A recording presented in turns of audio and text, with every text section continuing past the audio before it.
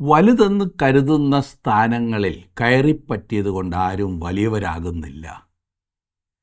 പണം കൊണ്ടും പദവി കൊണ്ടും പാണ്ഡിത്യം കൊണ്ടും വലിയവരായവർ പലരും ഈ ലോകത്തിൽ നിന്ന് മാറ്റപ്പെട്ടപ്പോൾ അവരുടെ മഹത്വവും വലിപ്പവും അവരോടൊപ്പം പോയി. അപ്പോൾ യഥാർത്ഥത്തിൽ ആരാണ് വലിയവൻ?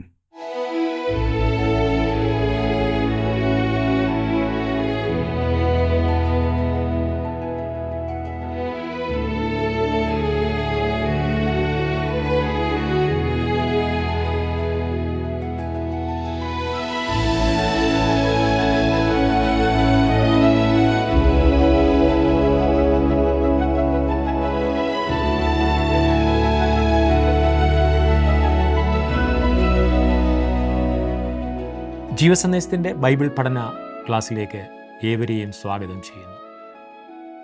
ക്രിസ്തുവിനാൽ ആഴത്തിൽ സ്വാധീനിക്കപ്പെട്ട ഒരു യൗവനക്കാരൻ്റെ തൂലികയാൽ രചിക്കപ്പെട്ട സുവിശേഷമാണ് ഇന്നു മുതൽ നാം പഠിക്കുവാൻ ആരംഭിക്കുന്നത്. അനുഗ്രഹീതരായ ദൈവദാസന്മാരുടെ ആത്മീയ മാർഗനിർദ്ദേശങ്ങളും കൈത്താങ്ങലും മൂലം യൗവന സഹജമായ ചാവല്യങ്ങളെ അതിജീവിച്ച് ദൈവരാജ്യത്തിൻ്റെ വിശ്വസ്തനായ ദാസനായി വളർന്ന മർക്കോസും അദ്ദേഹം രചിച്ച സുവിശേഷവും ക്രിസ്തുവിൻ്റെ അനുഗാമികൾക്ക് മികച്ചൊരു വഴികാട്ടിയാണ്. ദാസൻ്റെ രൂപം ധരിച്ച് പിതാവിൻ്റെ ഹിതം ഭൂമിയിൽ പൂർണ്ണമായി നിവർത്തിച്ച് സ്വർഗാരോഹണം ചെയ്ത ക്രിസ്തുവിനെ മാനവരാശിക്ക് മുമ്പിൽ വരച്ചു കാട്ടുന്നതിൽ അദ്ദേഹം പൂർണ്ണമായി വിജയിച്ചു. പ്രാർത്ഥനയോടെ ഈ പുസ്തക പഠനത്തിൽ പങ്കാളികളാകുവാൻ ഏവരെയും ഞങ്ങൾ ക്ഷണിക്കുന്നു. മർക്കോസ് എഴുതിയ സുവിശേഷം 1-ാം അധ്യായത്തിൻ്റെ 1 മുതൽ 3 വരെയുള്ള വാക്യങ്ങൾ.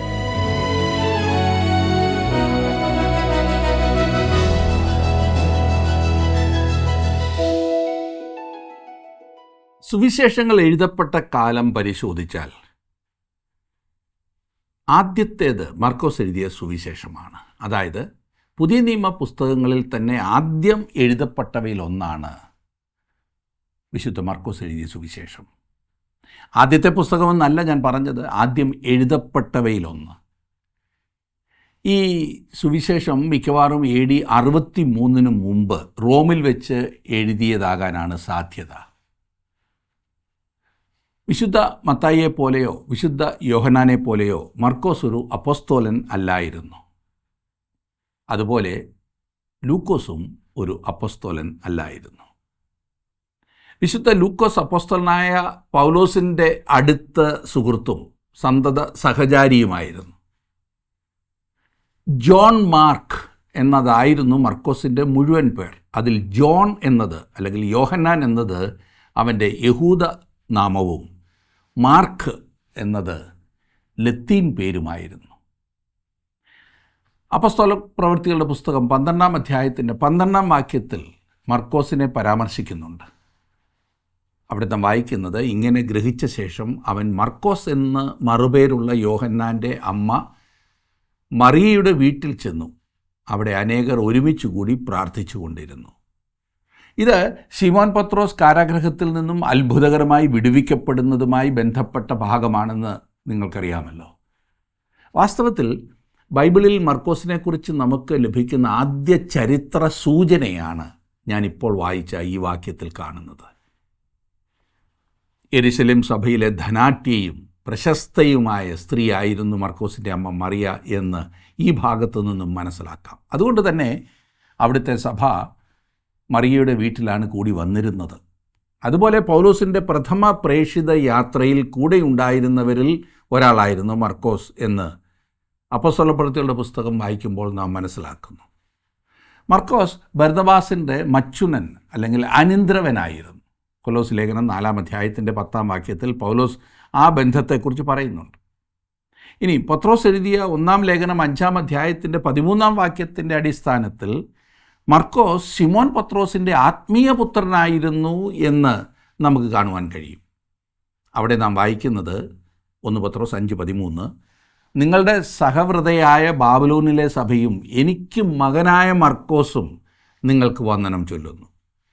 ഈ സുവിശേഷം ശിമോൻ പത്രോസിൻ്റെ സുവിശേഷമായിട്ടാണ് പരിഗണിച്ചു വന്നിരുന്നത്. ആ ചിന്തയെ ശക്തിപ്പെടുത്തുന്ന പല തെളിവുകൾ ഉണ്ടെന്നാണ് ഞാൻ മനസ്സിലാക്കുന്നത്.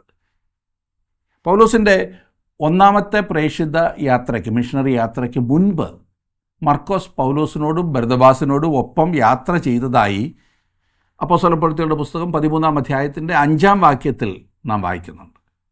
അവിടെ നാം കാണുന്നത്, അവിടെ നിന്ന് കപ്പൽ കയറി കുപ്രോസ് ദ്വീപിലേക്ക് പോയി, സലമീസിൽ ചെന്നു, യഹൂദന്മാരുടെ പള്ളിയിൽ ദൈവവചനം അറിയിച്ചു. യോഹന്നാൻ അവർക്ക് ഭൃത്യനായിട്ടുണ്ടായിരുന്നു. എന്നാൽ പംഫുല്യ ദേശത്തിലെ പെർഗയിൽ നിന്നും മർക്കോസ് തിരികെ വീട്ടിലേക്ക് പോയി എന്ന് നാം പിന്നീട് കാണുന്നു. ഒരുപക്ഷെ കുറേ നാൾ വീട്ടിൽ നിന്നും മാറി നിന്നപ്പോൾ അവൻ അസ്വസ്ഥനായി കാണും. കുട്ടിക്കളി മാറാത്തത് കൊണ്ടോ ഈ ഗ്രഹാതുരത്വം ബാധിച്ചത് കൊണ്ടോ ആയിരിക്കാം ഈ അസ്വസ്ഥത. എന്തായിരുന്നാലും മർക്കോസ് മടങ്ങിപ്പോയതിനെ നാം ന്യായീകരിക്കേണ്ട ഒരാവശ്യവുമില്ല. മർക്കോസിന് അവൻ്റേതായ ഉപാധികൾ ഉണ്ടായിരുന്നിരിക്കും. എന്നാൽ ആ മടങ്ങിപ്പോക്ക് മൂലം രണ്ടാമത്തെ പ്രേക്ഷിത യാത്രയിൽ മർക്കോസിനെ കൂടെ കൊണ്ടുപോകുവാൻ പൗലോസ് വിസമ്മതിച്ചു. ബർന്നബാസ് മർക്കോസിനെ കൂടെ കൂട്ടി. ഇതുപോലുള്ള കാര്യങ്ങളിൽ ബർന്നബാസ് മഹാനായ ഒരു വ്യക്തിയായിരുന്നു. അവൻ്റെ ജീവചരിത്രം പഠിക്കുമ്പോൾ നമുക്കത് മനസ്സിലാകും. അവൻ മർക്കോസിനോട് ക്ഷമിക്കുവാൻ തയ്യാറായി. എങ്കിലും പൗലോസ് അതിന് തയ്യാറായില്ല എന്ന് അപ്പോസ്തലപ്രവൃത്തിയുടെ പുസ്തകം 15-ാം അധ്യായത്തിൻ്റെ 36 മുതൽ 38 വരെയുള്ള വാക്യങ്ങളിൽ നാം കാണുന്നു. അവിടെ വായിക്കുന്നത്, മർക്കോസ് എന്ന യോഹന്നാനെയും കൂട്ടിക്കൊണ്ടു പോകുവാൻ ബർന്നബാസ് ഇച്ഛിച്ചു. പൗലോസോ പംഫുല്യയിൽ നിന്ന് തങ്ങളെ വിട്ട് പ്രവർത്തിക്ക് വരാതെ പോയവനെ കൂട്ടിക്കൊണ്ടു പോകുന്നത് യോഗ്യമല്ല എന്ന് നിരൂപിച്ചു. അങ്ങനെ അവർ തമ്മിൽ ഉഗ്രവാദമുണ്ടായിട്ട് വേർപിരിഞ്ഞു. ബർന്നബാസ് മർക്കോസിനെ കൂട്ടി കപ്പൽ കയറി കുപ്രോസ് ദ്വീപിലേക്ക് പോയി. നമ്മെ സംബന്ധിച്ചിടത്തോളം ആ പിരിഞ്ഞുപോകൽ തിരുവചന താളുകളിൽ നിന്ന് മർക്കോസ് വെളിയിൽ പോകുന്നതിന് കാരണമായി. പിന്നീട് മർക്കോസിൻ്റെ ശുശ്രൂഷയെക്കുറിച്ച് നമുക്ക് വളരെ കുറച്ച് മാത്രമേ അറിയുവാൻ കഴിയുന്നുള്ളൂ. എന്നാൽ മർക്കോസ് പിന്നീട് വളരെയധികം രൂപാന്തരപ്പെട്ട് വളരെ പ്രയോജനമുള്ളവനായി എന്ന് നമുക്ക് മനസ്സിലാകുന്നുണ്ട്. വിശുദ്ധ പൗലോസിൻ്റെ വിടവാങ്ങൽ ലേഖനമായ തിമത്യോസിന് എഴുതിയ 2-ാം ലേഖനം 4-ാം അധ്യായത്തിൻ്റെ 11-ാം വാക്യത്തിൽ പൗലോസ് തന്നെ മർക്കോസിനെയും അവൻ്റെ ശുശ്രൂഷയും പരാമർശിക്കുന്നുണ്ട്. അവിടെ നാം വായിക്കുന്നത്, ലൂക്കോസ് മാത്രമേ എന്നോട് കൂടെയുള്ളൂ, മർക്കോസ് എനിക്ക് ശുശ്രൂഷയ്ക്കായി ഉപയോഗമുള്ളവനാകയാൽ അവനെ കൂട്ടിക്കൊണ്ടുവരിക. സുവിശേഷ രേഖകളിൽ എവിടെയെങ്കിലും മർക്കോസിനെക്കുറിച്ച് പരാമർശിച്ചിട്ടുണ്ടോ എന്ന് പലർക്കും ഒരു സംശയം കാണും. എന്നാൽ മർക്കോസിനെക്കുറിച്ച് സുവിശേഷങ്ങളിൽ എവിടെയും പരാമർശം ഇല്ല എന്നതാണ് സത്യം. മർക്കോസിന് തൻ്റെ പുസ്തകത്തിനുള്ള വസ്തുതകൾ ലഭിച്ചത് വിശുദ്ധ പത്രോസിൽ നിന്നും ആകുന്നു എന്ന് പരക്കെ ഒരു ചിന്തയുണ്ട്. എന്നാൽ ചിലരുടെ വാദം മർക്കോസിന് തൻ്റെ പുസ്തകത്തിന് ആവശ്യമായ രേഖകൾ പൗലോസിൽ നിന്നും ലഭിച്ചു എന്നത്രേ. ഇനിയും പലരും ഉന്നയിക്കാറുള്ള മറ്റൊരു സംശയമുണ്ട്, എന്തുകൊണ്ടാണ് 4 സുവിശേഷങ്ങൾ? അതിനുള്ള ഒരു കാരണം, ഓരോ സുവിശേഷവും പല വിഭാഗത്തിൽപ്പെട്ട ആളുകൾക്ക് വേണ്ടി എഴുതിയിരിക്കുന്നു എന്നതാണ്. അതായത് 4 സുവിശേഷങ്ങളും 4 ജനവിഭാഗത്തെയാണ് അഭിസംബോധന ചെയ്യുന്നത്. വിശുദ്ധ മത്തായി തൻ്റെ സുവിശേഷം എഴുതിയത് ഇസ്രായേൽ ജാതിക്ക് വേണ്ടിയാണ്, അതായത് മതാധിഷ്ഠിതമായി ചിന്തിക്കുന്ന മനുഷ്യർക്ക് വേണ്ടി. വിശുദ്ധ മർക്കോസ് എഴുതിയത് ശക്തരായ റോമാക്കാരെ മനസ്സിൽ കണ്ടുകൊണ്ടാണ്. ഒരു സഹസ്രാബ്ദത്തോളം ലോകത്തെ അടക്കി ഭരിച്ചിരുന്ന ശക്തിയായിരുന്നു റോമാക്കാർ. അവർ സമാധാനവും ന്യായവും ദേശത്ത് കൊണ്ടുവന്നു. നല്ല റോഡുകൾ, ക്രമസമാധാനം, സുരക്ഷിതത്വം, അങ്ങനെ എല്ലാം അവർ കൊണ്ടുവന്നു. എന്നാൽ ഈ പറഞ്ഞ സമാധാനം അടിച്ചേൽപ്പിക്കപ്പെട്ട ഒരു സമാധാനമായിരുന്നു. റോമിൻ്റെ ഉരുക്കുമുഷ്ടി മനുഷ്യൻ്റെ മേലുണ്ടായിരുന്നു. റോമാ സാമ്രാജ്യത്തിൻ്റെ കീഴിൽ തങ്ങൾ അനുഭവിച്ചിരുന്ന നല്ല കാര്യങ്ങൾക്കെല്ലാം ലോകം വലിയ വില കൊടുക്കേണ്ടതായിട്ടുണ്ടായിരുന്നു. റോം ഒരു വലിയ ഏകാധിപത്യ ശക്തിയായിരുന്നു. ആർക്കും ശബ്ദമുയർത്തുവാൻ അവകാശമില്ലാതിരുന്നതിനാൽ സംജാതമായ ഒരു പ്രത്യേക സമാധാനമായിരുന്നു റോമാഭരണത്തിലുണ്ടായിരുന്നത്. അങ്ങനെയുള്ള ആൾക്കാർക്ക് വേണ്ടിയാണ് മർക്കോസ് തൻ്റെ സുവിശേഷം രചിച്ചത്. ഡോക്ടർ റോബർട്ട് കൾവർ എന്ന എഴുത്തുകാരൻ ദാനിയേലിൻ്റെ പുസ്തകത്തിൻ്റെ വ്യാഖ്യാനത്തിൽ ഈ പറഞ്ഞതിനെക്കുറിച്ച് സൂചിപ്പിച്ചിട്ടുണ്ട്. അദ്ദേഹം പറഞ്ഞു, ഇന്ന് ഐക്യരാഷ്ട്ര സംഘടന ലോകത്തിന് നൽകുവാൻ പാടുപെടുന്ന വിധത്തിലുള്ള സമാധാനമാണ് റോം പണ്ട് ലോകത്തിന് നൽകിയിരുന്നത് എന്ന്. ഇത്തരത്തിലുള്ള സമാധാനം റോമാക്കാർ ഇതിനോടകം പരീക്ഷിച്ചതാണ്. ഭരണകർത്താവ് ശക്തനും ഏകാധിപതിയുമാകുന്നു എങ്കിൽ സമാധാനം എന്ന് തെറ്റിദ്ധരിക്കുന്ന ഒരവസ്ഥ ഉണ്ടാക്കിയെടുക്കുവാൻ എളുപ്പമാണ്.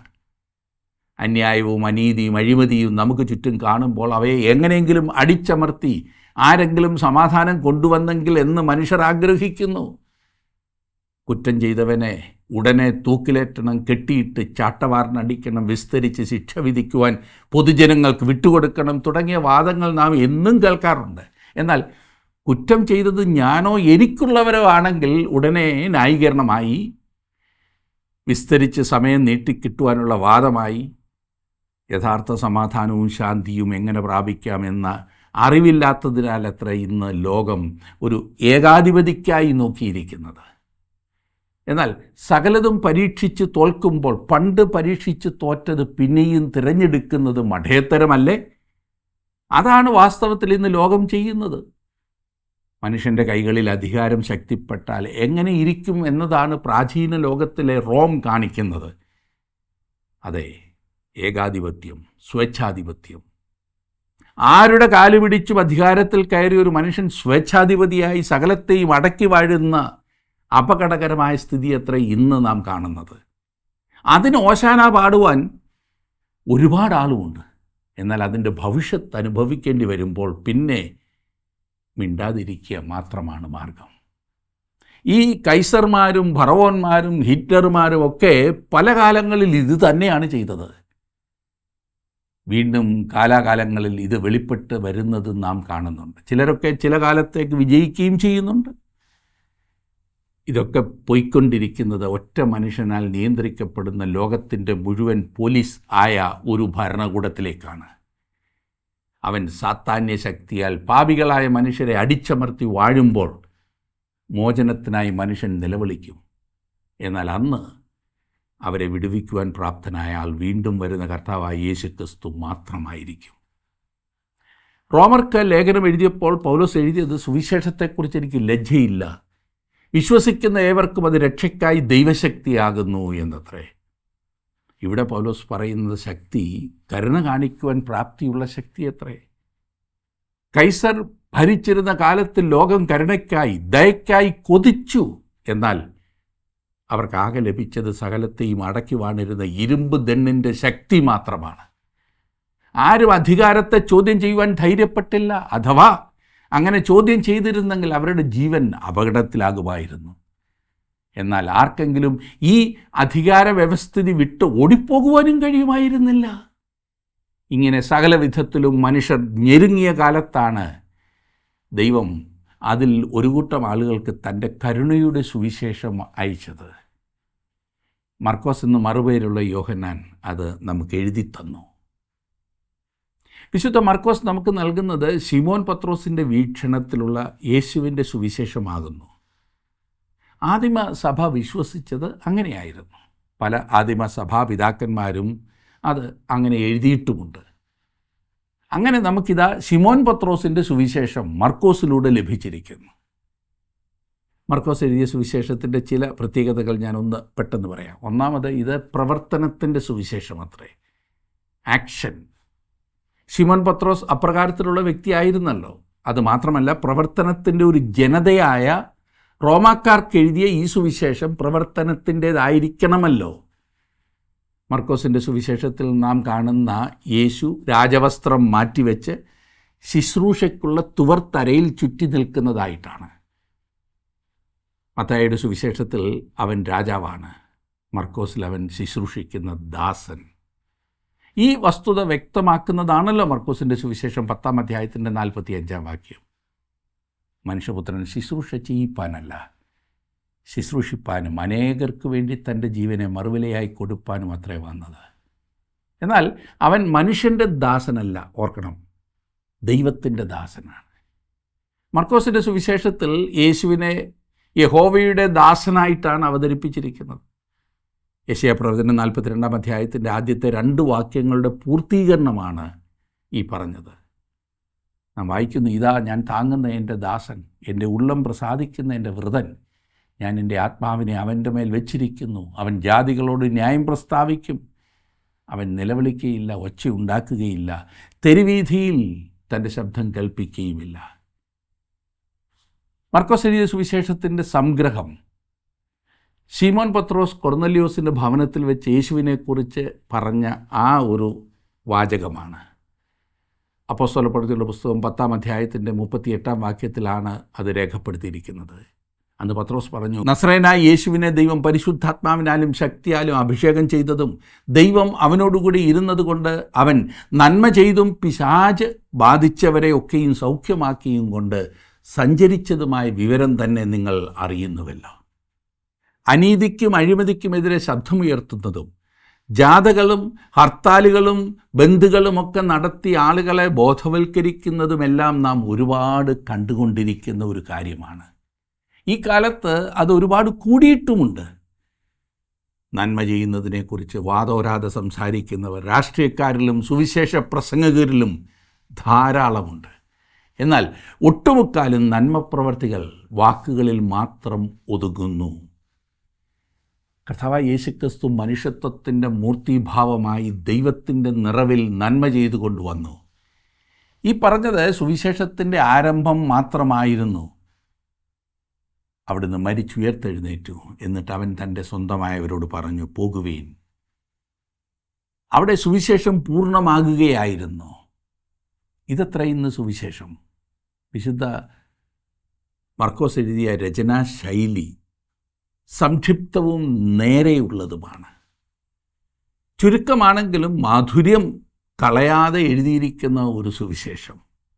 ഒരുപാടൊന്നും എഴുതാതെ തനിക്ക് പറയുവാനുള്ള കാര്യത്തിലേക്ക് നേരിട്ട് കടന്ന് ചെന്നിരിക്കുകയാണ് മർക്കോസ്. ഇത് ഞാൻ പറഞ്ഞല്ലോ, പ്രവർത്തനത്തിൻ്റെയും ആക്ഷൻ്റെയും നേട്ടത്തിൻ്റെയും സുവിശേഷമാകുന്നു എന്ന് ഓർക്കണം. ഇവിടെ യേശുവിനെ വാക്കുകൾ കൊണ്ടും വിശദീകരണങ്ങൾ കൊണ്ടും അലങ്കരിക്കുകയല്ല, മറിച്ച് അവൻ്റെ മേൽവസ്ത്രം അഴിച്ചു വെച്ച് ശുശ്രൂഷ ചെയ്യുന്ന ദാസനായിട്ടാണ് അവതരിപ്പിച്ചിരിക്കുന്നത്. വളരെ ലളിതമായൊരു രചനാശൈലിയാണ് മർക്കോസ് അവലംബിച്ചിരിക്കുന്നത്. നിരത്തുകളിൽ കാണുന്ന ജനസമൂഹത്തിനു വേണ്ടി എഴുതപ്പെട്ട ഒരു സുവിശേഷം. റോമിൽ റോമാക്കാർക്ക് വേണ്ടിയാണ് മർക്കോസ് തൻ്റെ സുവിശേഷം എഴുതിയത് എന്നത്രേ ഞാൻ വിശ്വസിക്കുന്നത്. ഈ പറഞ്ഞ ജനം അധികാരത്തിലും പ്രവർത്തനത്തിലും ശ്രദ്ധ കേന്ദ്രീകരിച്ച് ധൃതി പിടിച്ച ഒരു കൂട്ടമായിരുന്നു. ഈ ജോലിക്ക് യേശു പ്രാപ്തനോ? ഈ ചോദ്യത്തിനൊരു മറുപടി മാത്രമാണ് അവർക്ക് വേണ്ടിയിരുന്നത്. യേശുവിനെ കൊണ്ട് കഴിയുമായിരുന്നോ? തിരക്ക് പിടിച്ച ഒരു മനുഷ്യന് വായിക്കുവാൻ ഉതകുന്ന വിധത്തിൽ എഴുതിയതാണ് ഈ സുവിശേഷം. വളരെ ചുരുക്കമായിട്ട് മാത്രം പഴയ നിയമ ഉദ്ധരണികളും യഹൂദ ആചാരങ്ങളും രേഖപ്പെടുത്തിയിരിക്കുന്നതിനാൽ ഇത് യഹൂദേതരരെ ഉദ്ദേശിച്ചിട്ട് എഴുതിയതാകുന്നു എന്ന കാര്യം ഉറപ്പാണ്. വിശുദ്ധ മത്തായി തൻ്റെ സുവിശേഷത്തിൽ ഒരു വംശാവലി നമുക്ക് നൽകുന്നുണ്ട്. ലൂക്കോസും അത് തന്നെ ചെയ്യുന്നുണ്ട്. ഒരു രാജാവിന് വംശാവലി അത്യാവശ്യമാണല്ലോ. മർക്കോസ് യേശുവിൻ്റെ വംശാവലി ഒന്നും പറയുന്നില്ല. ഒരു ദാസന് വംശാവലിയുടെ ആവശ്യം എന്താണ്? ദാസൻ തന്നെ ഏൽപ്പിക്കുന്ന ജോലി ചെയ്യുന്നവൻ മാത്രമാണ്. അത് നാം ഈ സുവിശേഷത്തിൽ കാണുവാൻ പോകുകയാണ്. ഈ സുവിശേഷം പഠിക്കുമ്പോൾ തീർച്ചയായും വ്യത്യസ്തമായ ഒരു വിധത്തിൽ യേശുവിനെക്കുറിച്ച് മനസ്സിലാക്കുവാനും കൂടുതൽ സ്നേഹിക്കുവാനും ആദരിക്കുവാനും ആരാധിക്കുവാനും ഒരു വ്യക്തിക്ക് സാധിക്കും. ഓർക്കണം, വലുതെന്ന് കരുതുന്ന സ്ഥാനങ്ങളിൽ കയറിപ്പറ്റിയതുകൊണ്ട് ആരും വലിയവരാകുന്നില്ല, ഉന്നതരാകുന്നില്ല. പണം കൊണ്ടും പദവി കൊണ്ടും പാണ്ഡിത്യം കൊണ്ടും വലിയവരായവർ പലരും ലോകത്തിൽ നിന്ന് മാറ്റപ്പെട്ടപ്പോൾ അവരുടെ മഹത്വവും വലിപ്പവും അവരോടൊപ്പം പോയി. എന്നാൽ തങ്ങൾക്കുള്ളതുകൊണ്ട് മറ്റുള്ളവരെ ശുശ്രൂഷിക്കുവാൻ സമർപ്പിച്ചവർ ഇന്നും വലിയവരായി മനുഷ്യ മനസ്സുകളിൽ ജീവിക്കുന്നു. അങ്ങനെ ശുശ്രൂഷിക്കുവാൻ മനുഷ്യന് ലഭിച്ചിട്ടുള്ള ഒന്നാന്തരം മാതൃകയാണ് കർത്താവായ യേശുക്രിസ്തു. യേശു ഒരു മതസ്ഥാപകനല്ല. ഇതോർക്കണം, അനുകരിക്കുവാൻ സാധിക്കുന്ന രക്ഷകനാണ് യേശു. നല്ല ഗുരുവാണവൻ. ഏതു വഴിയിലൂടെയാണ് നിങ്ങൾ വലിയവനാകുവാൻ ശ്രമിക്കുന്നത് സുഹൃത്തെ? യോഹന്നാൻ സ്നാപകൻ വളരെ വലിയ പ്രശസ്തിയിൽ ശുശ്രൂഷിച്ചു കൊണ്ടിരുന്ന സമയത്താണ് യേശു തൻ്റെ ശുശ്രൂഷ ആരംഭിക്കുന്നത്. സ്വാഭാവികമായി ആളുകളെ തൻ്റെ കൂട്ടത്തിൽ നിർത്തുവാൻ ശ്രമിക്കേണ്ടതിന് പകരം യോഹന്നാൻ സ്നാപകൻ തൻ്റെ ശിഷ്യന്മാരെ യേശുവിൻ്റെ പുറകെ പറഞ്ഞയച്ചു. യോഹന്നാൻ തന്നെക്കുറിച്ച് തന്നെ പറഞ്ഞത് താൻ മശിഹായുടെ ശബ്ദം മാത്രമാകുന്നു എന്നും താൻ മശിഹായ്ക്ക് വഴിയൊരുക്കുവാൻ വന്നവനാണ് എന്നും യേശുവിൻ്റെ ചെരുപ്പിൻ്റെ വാറഴിപ്പാൻ പോലും തനിക്ക് യോഗ്യതയില്ല എന്നുമൊക്കെയാണ്. ഇത് പബ്ലിക്കായിട്ട് പറയുകയാണ്. യേശുവിനെ അനുഗമിപ്പാൻ ശിഷ്യന്മാരെ തയ്യാർ ചെയ്യുക മാത്രമാണ് യോഹന്നാൻ സ്നാപകൻ ചെയ്തത്. മറ്റുള്ളവരെ ഉയർത്തുവാൻ, അതും അർഹിക്കുന്നവരെ ഉയർത്തുവാൻ നാം ശ്രദ്ധിക്കാറുണ്ടോ? നിങ്ങളുടെ ജീവിതത്തിൽ സത്യസന്ധമായി യേശുവിനെ ഉയർത്തി കാണിക്കുവാൻ നിങ്ങൾക്ക് സാധിക്കുന്നുണ്ടോ സുഹൃത്തെ? അതോ സ്വയം ഉയരുവാൻ പാടുപെടുകയാണോ? മർക്കോസ് എഴുതിയ സുവിശേഷം 1-ാം അധ്യായം വളരെ സവിശേഷതകളുള്ള ഒരു അധ്യായമാണ്. അതിലേക്ക് നമുക്കൊന്ന് പ്രവേശിക്കാം. യെശയ്യാ പ്രവചനത്തിലും മലാക്കി പ്രവചനത്തിലും പറഞ്ഞിരിക്കുന്നത് എടുത്തു കാട്ടി ഈ 1-ാം അധ്യായത്തിൽ യോഹന്നാൻ സ്നാപകൻ്റെ ശുശ്രൂഷ വിവരിച്ചിരിക്കുന്നു. ഇവിടെ യേശുക്രിസ്തുവിൻ്റെ പരസ്യ ശുശ്രൂഷയുടെ ആദ്യ നാളുകൾ രേഖപ്പെടുത്തുമ്പോൾ വളരെ തിരക്കേറിയ ഒരു ശബത്ത് ദിവസത്തെ പ്രത്യേകം പരാമർശിക്കുന്നുണ്ട്. ഒരു കുഷ്ഠരോഗിയെ ശുദ്ധമാക്കുന്ന അത്ഭുത പ്രവർത്തനത്തോടെ 1-ാം അധ്യായം ഉപസംഹരിക്കുന്നു. തിരക്കേറിയ ഒരു ദിവസത്തിൻ്റെ സമ്മർദ്ദത്തിൽ പോലും യേശു പ്രാർത്ഥിക്കുവാൻ സമയമെടുത്തത് പ്രത്യേകം എടുത്തു പറഞ്ഞിട്ടുണ്ട്. യേശുവിനെ മർക്കോസ് എഴുതിയ സുവിശേഷത്തിൽ ഒരു ദാസനായിട്ടാണ് ചിത്രീകരിച്ചിരിക്കുന്നത് എന്ന് മറന്നു പോകരുത്. ഒരു ദാസനെ സംബന്ധിച്ച് അവൻ്റെ അപ്പനപ്പൂപ്പന്മാർ ആരെന്നുള്ളതല്ല പ്രധാനപ്പെട്ട വിഷയം. പിന്നെയോ അവന് കൊടുക്കുന്ന ജോലി ചെയ്യുവാൻ അവൻ പ്രാപ്തനാണോ എന്നുള്ളത് മാത്രമാണ് വിഷയം. യഹോവയുടെ ദാസനെ ഇവിടെ എടുത്തു കാണിച്ചിരിക്കുന്നത് അവൻ ചെയ്തു തീർത്ത ജോലിയുടെ വെളിച്ചത്തിലാണ്. അതല്ലാതെ റോമക്കാരോ മറ്റുള്ളവരോ യേശുവിൻ്റെ വംശാവലിയെക്കുറിച്ച് അറിയണം എന്നാഗ്രഹിച്ച് കാണില്ല. മർക്കോസ് എഴുതിയ സുവിശേഷത്തിലെ ഓരോ വാക്യങ്ങളും നാം പഠിക്കുവാൻ പോകുമ്പോൾ നമ്മുടെ പ്രാർത്ഥന, കർത്താവേ, ഈ വചനത്തിലൂടെ യേശുവുമായുള്ള ഒരു സജീവ ബന്ധത്തിലെത്തുവാൻ എന്നെ സഹായിക്കണേ എന്നാകട്ടെ. ഒരു ഭക്തൻ ഇപ്രകാരം പറഞ്ഞു, യേശുവിനെ നോക്കിയാൽ രക്ഷപ്പെടും, അവനെ തുറിച്ചു നോക്കിയാൽ, അടുത്തു നോക്കിയാൽ വിശുദ്ധീകരിക്കപ്പെടുമെന്ന്. എത്ര സത്യമാണല്ലേ? മർക്കോസ് എഴുതിയ സുവിശേഷം 1-ാം അധ്യായം ആദ്യത്തെ 3 വാക്യങ്ങൾ മാത്രം ഞാനത് വായിക്കട്ടെ. ദൈവപുത്രനായ യേശുക്രിസ്തുവിൻ്റെ സുവിശേഷത്തിൻ്റെ ആരംഭം. ഞാൻ നിനക്ക് മുമ്പായി എൻ്റെ ദൂതനെ അയക്കുന്നു, അവൻ നിൻ്റെ വഴി ഒരുക്കും. കർത്താവിൻ്റെ വഴി ഒരുക്കുവീൻ, അവൻ്റെ പാത നിരപ്പാക്കുവീൻ എന്നും മരുഭൂമിയിൽ വിളിച്ചു പറയുന്നവൻ്റെ വാക്ക് എന്നിങ്ങനെ യെശയ്യാ പ്രവചകൻ്റെ പുസ്തകത്തിൽ എഴുതിയിരിക്കുന്നത് പോലെ യോഹന്നാൻ വന്ന് മരുഭൂമിയിൽ സ്നാനം കഴിപ്പിച്ചു, പാപമോചനത്തിനായുള്ള മാനസാന്തര സ്നാനം പ്രസംഗിച്ചും കൊണ്ടിരുന്നു. ഈ പറഞ്ഞിരിക്കുന്നത് യോഹന്നാൻ്റെയോ യേശുവിൻ്റെയോ ആരംഭമല്ല.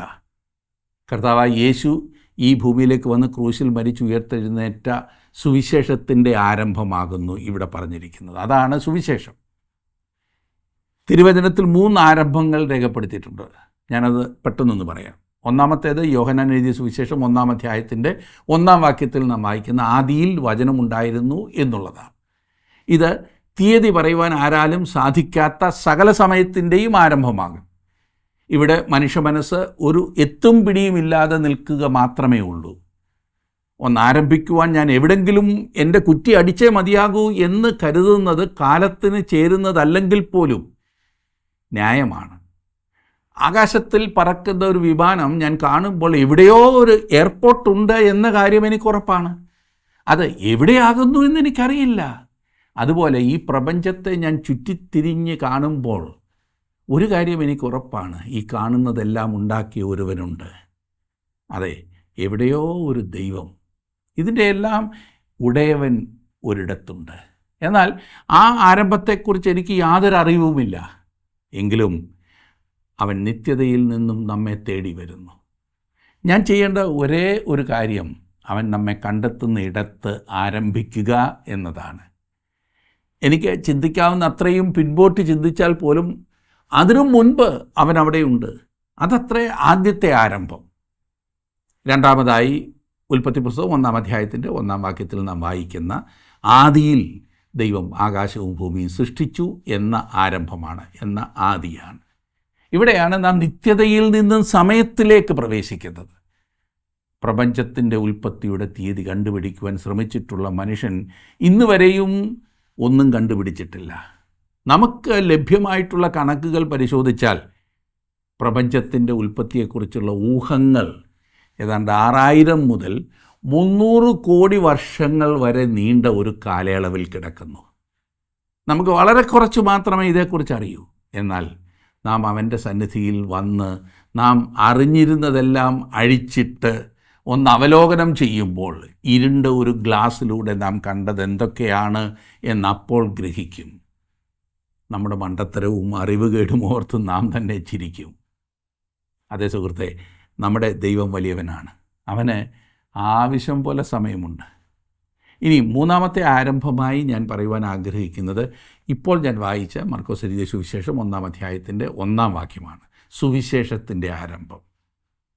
ഈ പറഞ്ഞിരിക്കുന്നതും യോഹന്നാൻ എഴുതിയ 1-ാം ലേഖനം 1-ാം അധ്യായത്തിൻ്റെ 1-ാം വാക്യത്തിൽ പറഞ്ഞിരിക്കുന്ന ആദ്യം മുതലുള്ളതും ഒരേ കാര്യമത്രേ. ഈ പറഞ്ഞതിന് തീയതിയുണ്ട്. കർത്താവായ യേശു മനുഷ്യ ശരീരം എടുത്ത ആ നിമിഷത്തെയാണ് ഇവിടെ ഉദ്ദേശിക്കുന്നത്. കർത്താവായ യേശു ക്രിസ്തുവാകുന്നു സുവിശേഷം. പഴയ നിയമത്തിൽ നിന്നും വളരെ കുറച്ച് മാത്രം ഉദ്ധരിച്ചിട്ടുള്ള മർക്കോസ് ഇവിടെ ഇതാ 2 പ്രവചനങ്ങൾ ഉദ്ധരിക്കുന്നു. ഈ പ്രവചനം എന്ന് പറഞ്ഞാൽ റോമാക്കാർക്ക് ഒരു പിടിയും കിട്ടില്ല. പിന്നെ എന്തിനാണ് മർക്കോസ് ഈ പ്രവചനം ഇവിടെ ഉദ്ധരിക്കുന്നത്? താൻ ആരെക്കുറിച്ച് പറയുന്നുവോ ആ വ്യക്തിയുടെ വംശാവലി അല്ല ആവശ്യം, പിന്നെയോ ആരോ പരിചയപ്പെടുത്തലാകുന്നു ആവശ്യമെന്ന് കാണിക്കുവാനാണ് മർക്കോസ് ഇങ്ങനെ ചെയ്യുന്നത്. അങ്ങനെ മർക്കോസ് പറയുന്നത് യേശുവിനെ യെശയ്യാവും മലാക്കിയും പരിചയപ്പെടുത്തിയിട്ടുണ്ട് എന്നാണ്. ക്രിസ്തുവിന് വഴി നിരപ്പാക്കുവിൻ, അല്ലെങ്കിൽ ഒരുക്കുവാൻ അവന് മുൻപേ ഒരുവൻ വരും എന്ന പ്രവചനം സ്നാപക യോഹന്നാനിലൂടെ നിവൃത്തിയായി എന്ന് യോഹന്നാനും മർക്കോസും വിവരിക്കുന്നുണ്ട്. ഇത് വ്യത്യസ്തവും കേൾവിക്കാർക്ക് മനസ്സിലാക്കാൻ സാധിക്കുന്നതുമായ ഒരു പരിചയപ്പെടുത്തലാണ്. ഇതിൻ്റെ അടിസ്ഥാനത്തിൽ യേശുവിനെ താൻ ഉദ്ദേശിക്കുന്ന അർത്ഥത്തിൽ അവതരിപ്പിക്കുവാനാണ് തുടർന്ന് മർക്കോസ് ഈ സുവിശേഷത്തിൽ ശ്രമിക്കുന്നത്. അനുഗ്രഹീതമായ ഈ സുവിശേഷം നമുക്കൊരുമിച്ച് പഠിക്കാം, പ്രാർത്ഥനയോടെ പഠിക്കാം. ദൈവമേ എന്നോട് സംസാരിക്കണേ എന്നുള്ള പ്രാർത്ഥന നിരന്തരം ഉണ്ടാകട്ടെ. ദൈവം അതിനായി നിങ്ങളെ സഹായിക്കട്ടെ.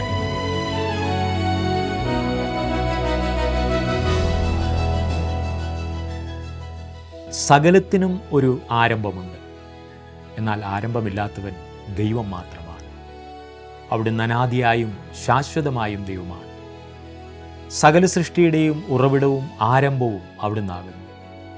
ക്രിസ്തുവിനെക്കുറിച്ച് വിശുദ്ധ യോഹന്നാൻ രേഖപ്പെടുത്തുന്നത് സകലവും അവൻ മുഖാന്തരം ഉളവായതൊന്നും അവനെ കൂടാതെ ഉളവായതല്ല എന്നത്രേ.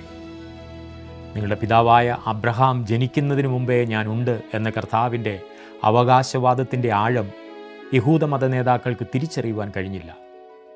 സകലവും അവനിൽ നിന്നും അവനാലും അവങ്കലേക്കുമാകുന്നുവല്ലോ എന്ന് വിശുദ്ധ പൗലോസ് അപ്പോസ്തലനും നമ്മെ ഓർമ്മിപ്പിക്കുന്നു.